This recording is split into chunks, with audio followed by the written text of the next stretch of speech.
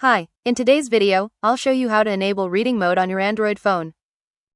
First, open the Settings app on your phone.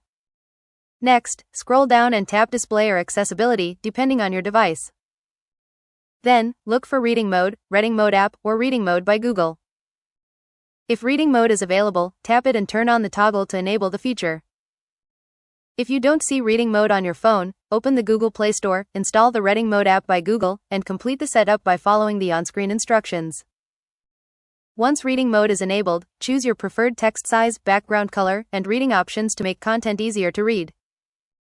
You can also set up a shortcut, such as an accessibility button or gesture, so you can quickly turn Reading Mode on whenever you need it.